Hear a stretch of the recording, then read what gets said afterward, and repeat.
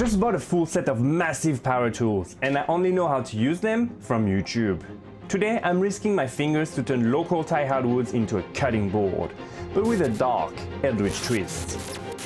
And yes, this is most definitely a cutting board we're making, because it literally cut me.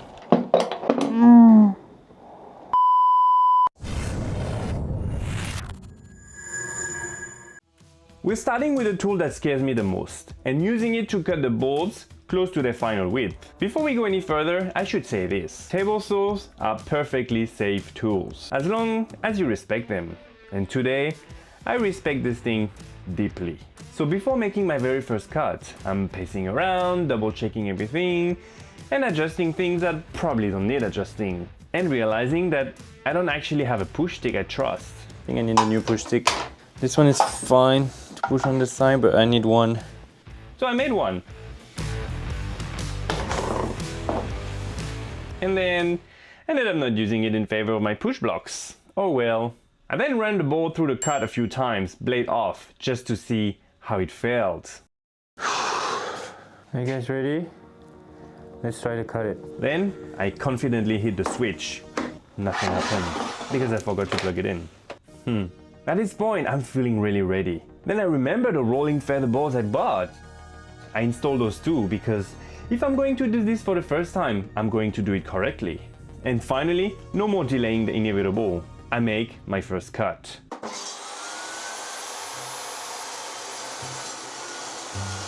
They say you never forget your first. Well, mine didn't go all the way through. The push block I was using simply didn't have enough grip for that heavy board, and it was dangerously sliding. So I switched to my other push block, the one with a little here at the back, and that did it. First cut complete, and it only took 2 passes. I feel that deserves a like. It's not every day a man loses his table saw virginity, you know? That was sketchy as Whew. This helped a lot. And this was better. Very nice. Now, armed with the absolute confidence that comes from surviving your first table saw cut, I immediately went on to cut the rest, without any problems. I've learned everything I know from more experienced people on YouTube, like Steve Ramsey and 731 Woodworks. You know, things like never use the fence and the miter gauge at the same time, always use a riving knife, and always stand to the left of the cut. Links to the videos I used to learn are in the description if you're interested. Cut it on the miter.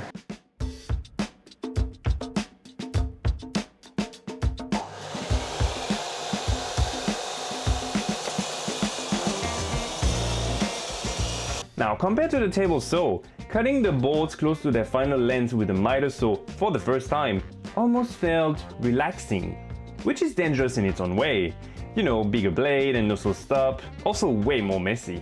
The main thing I try to keep in mind when using the miter saw is not to leave the blade until it has stopped spinning, especially with a stop block on one side. So I force myself to wait for the blade to stop every time, even though lifting it early feels weirdly satisfying. Am I the only one who has to fight that urge? Alright, we now have our 3 woods. Take a look. If you've ever seen someone make a cutting board on YouTube, you've probably seen walnut, cherry and maple being used. Yeah, I can't find any of those here. So instead I'm using local Thai hardwoods. Dense, hard, unforgiving. Also, apparently not dried properly. Anyway. It's now time to cut the curves in this cutting board, and I was planning to use my jigsaw, but it's just too thick. So what should I do? You know what to do. Reach out to the void, and your needs will be answered. Yeah, no, that's not happening. No thanks, not again.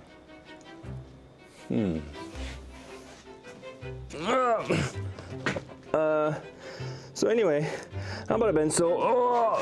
Fool. If you saw my cat video, you know that the bandsaw was one of the 2 tools I didn't get, along with the jointer. Well, I just fixed that. So now I'm only missing a jointer, but I can't get one unless I move to a bigger workshop. And my wife will only allow that if I have enough subscribers. So please help me out? Thanks, I really appreciate it. You probably don't realize how much it actually helps me. Even just a like or a comment is just huge, so thank you in advance. I spent about half a day assembling the bandsaw and getting it to mostly work. But as I started using it, problems kept showing up. the blade popped out, the bail came loose. It's a surprisingly capricious machine, but with those curves. I mean with the curvy cuts it allows, I can't stay mad at it.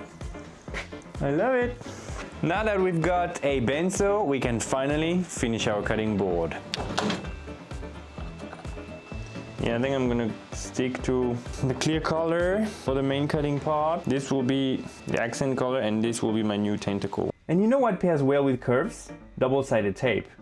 Yeah, kinda random, I know, but you see, attaching two boards on top of each other with double-sided tape allows me to cut the same shape in both and glue them together like two puzzle pieces. And when people see that, it makes them question everything they know about wood and be like, how did you cut that?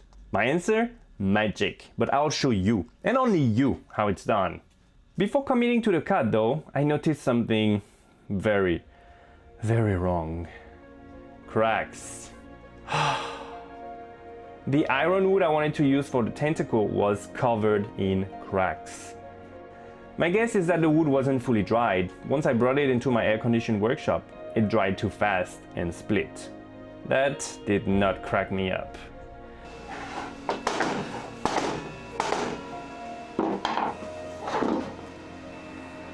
One here. This one I can work with. But yeah, all this redwood is like... Well, I think that's it. This entire project is completely and utterly The wood is cracked. I can't even take it off. Everything's I'm done. This is I suck. So after a short moment of staring at it and acting like a French drama queen, I pivoted. But this wouldn't be the last time cracks cause problems. At this point, I'm curious. Would you have scrapped the board entirely or pushed through? Let me know in the comments. After marking all the existing cracks and making sure none of them will end up in the final piece, I finally made the cut. And honestly, it went really well. Because both boards were cut together, they fit almost perfectly, as planned. Yeah, it's pretty good, honestly. Nice! I just needed a thin strip between them to complete the puzzle. So I went back to the cracked iron wood and cut some strips. Don't do that. Okay, this is perfect. I'm gonna do a few more.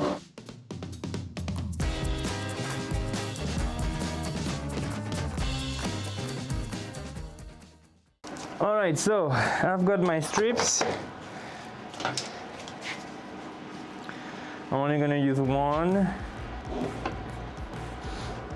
That might be pushing it without soaking it in hot water. Pretty damn flexible though. Well, I think this wood is gonna go in our bathtub for about 30 minutes.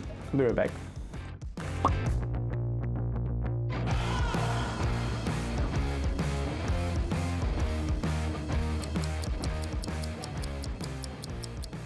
I tried softening one with hot water, but it still snapped immediately. That board is just way too curvy. So I cut a thinner strip, and that one finally bent in properly. Oh, thank God. Okay, I can just glue up then. Food grade wood glue.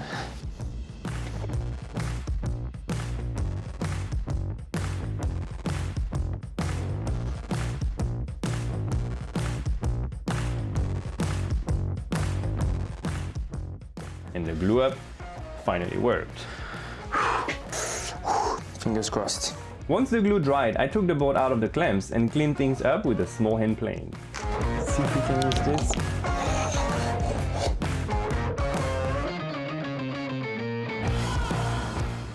After scraping off the glue, I realized something very important.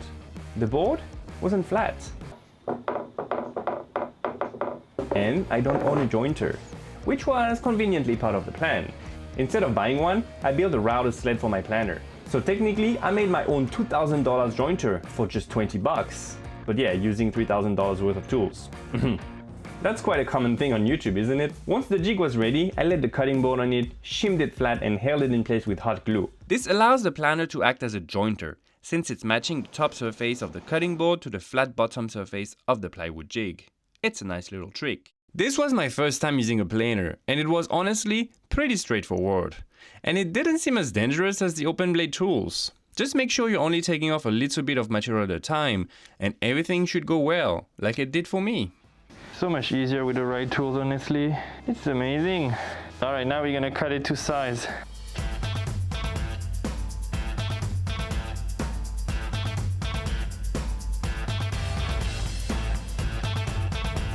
How are we gonna cross-cut this?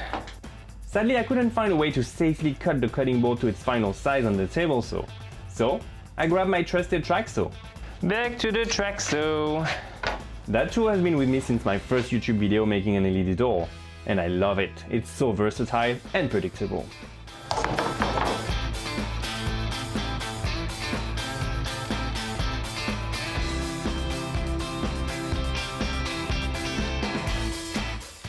There we have it. With the board at its final size, I redraw the tentacle using chalk. See, I learned from my mistakes because now I know that pencil doesn't show up on camera. I then cut the tentacle on the bandsaw and cleaned it up with a disc and belt sander. It went as well as you'd expect. It's just a sander after all.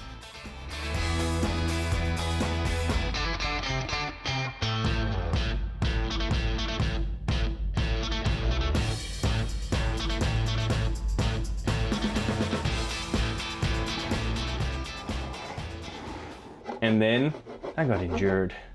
Not with the table saw, not with the miter saw, no. It's the cutting board itself that cut me good, as I was trying to take off the blade installed on my grinder. It was really stuck in there. I can't be the only person this happened to, right? Sorry about that, guys. My wife fixed me up. It's a little bit gnarly, honestly. Not that bad. What a stupid tool.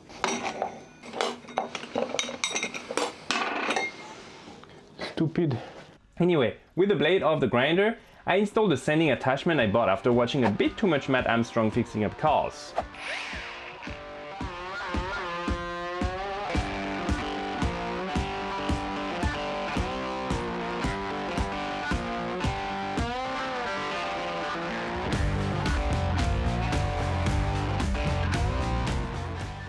It helped a bit, but not enough for the inside of the tentacle.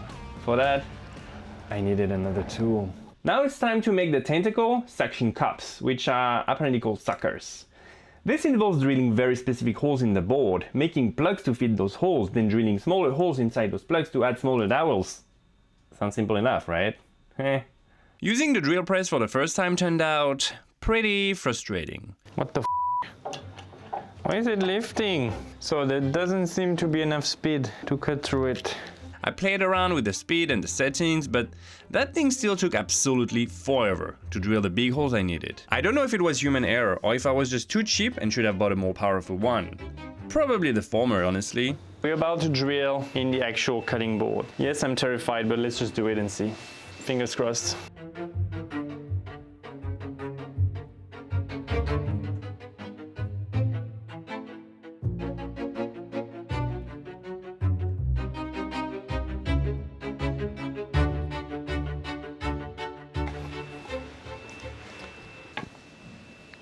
I ended up routing the hole for the sucker by hand. Well, I mean by hand, but with a router.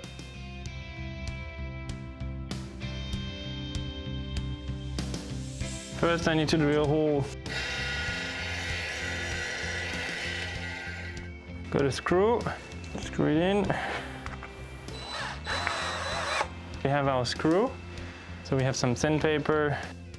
And then I sanded the plug until it barely fit in there, before hammering it in. I'm like lightning with a hammer, you know, because I never hit the same spot twice. Then I clamped everything and hoped for the best. Getting that one sucker done sucked so much that I decided one single sucker is more than enough. I kinda already consider this project a failure, to be honest, with all the cracks and issues. So I'm going to keep it simple, but still finish it. The upside? The cutting board kinda looks like a pterodactyl head now. Or maybe a wave. Okay, that looks fine. Once everything was dry, I trimmed off the excess with a small saw, while placing my hand in the worst possible spot, because clearly, one blood offering was not enough.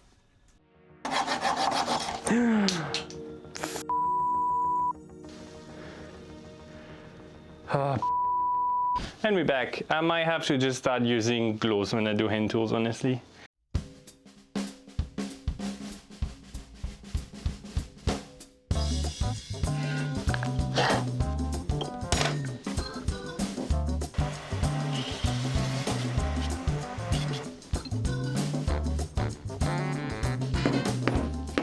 This is good enough. there is at least one sucker, and let's just send that part. Let's unbox one more tool. That is a spindle oscillating spindles, une ponceuse à bande oscillante ou un oscillating spindle sender, and that's gonna allow me to finish sanding this thing.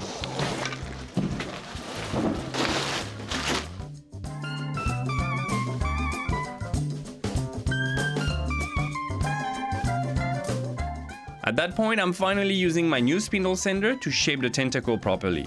It works exactly as expected and was very easy to use. Honestly, I love that thing.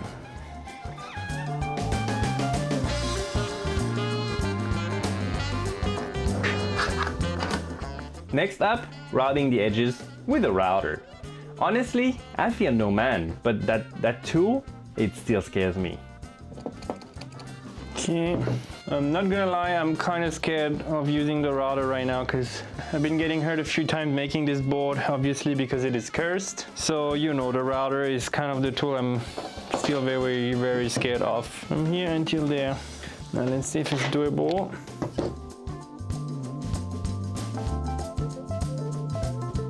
Alright, not bad.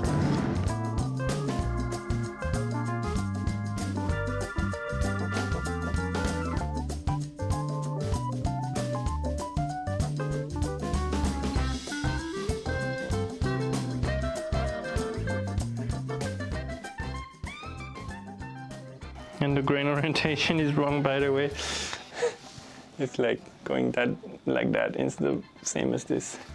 But right now it's looking nice, honestly. So I'm gonna send it all the way from 80 to 320. Let's do it. Sanding is so much fun. No talking here. I think I'm gonna put some music on.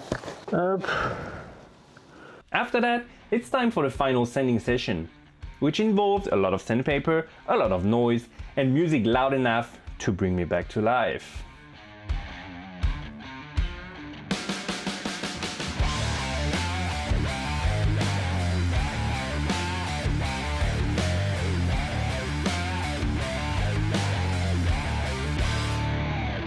Alright, now we're gonna water pop this baby to raise the grain. Then we're sanding again at 240. I don't have any 220, so.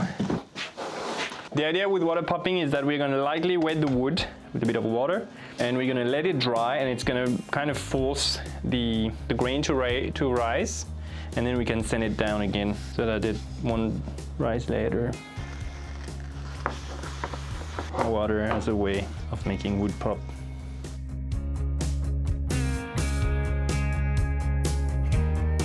And then we're gonna let it dry, and then we're gonna sand it again.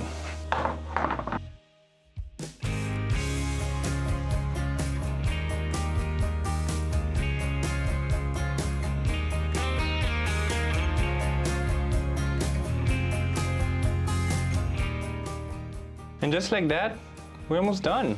We finished sanding. Next, we need to finish it. For the finish, I'm actually gonna be using mineral oil, which is one of the recommended finish. And then I'm gonna put some beeswax and carnauba. I think I'm gonna apply this one. This is a mix of beeswax, carnauba wax, and mineral oil, I think. First, swap it clean. Then we apply some mineral oil, food grade mineral oil. I was gonna wear gloves, but apply a healthy dose. Let's let it penetrate the wood.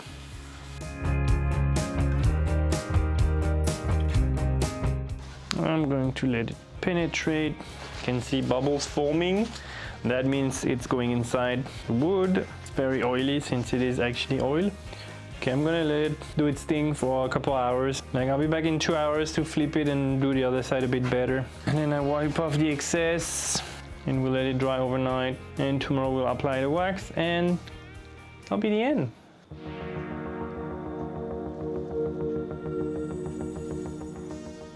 So, I let it soak overnight in mineral water. It's been absorbing it, drinking it, filling up with it. So now it should be protected all the way through. And now we're just gonna wipe off the excess before applying some beeswax and carnauba wax and a bit more mineral oil using this little food grade wood wax. All right, let's wipe off the excess first.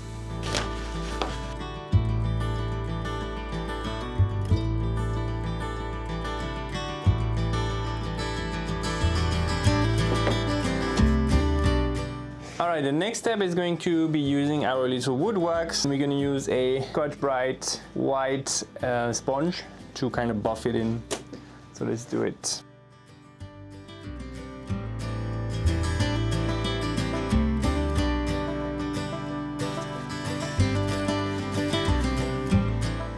Alright, so now we're gonna let it sit for about 30 minutes. Let the wood drink in some wax, some paste, everything, and then we'll clean off the excess and call it a day. Alright, it's been about 30 minutes, so we are going to wipe off the excess and finish this project. Let's do it.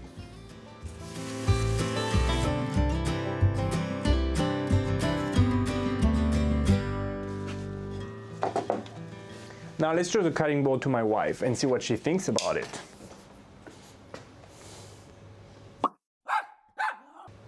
You like it? Yes? Wow! It's a bit oily. Nice! What is shape supposed to be? A tentacle. Oh. Like a octopus. Regarde. Oui, oui. Oh, bébé, attention. Don't lick, don't lick. Don't leak, don't leak. In case someone likes it. Now it's time for some beauty shots.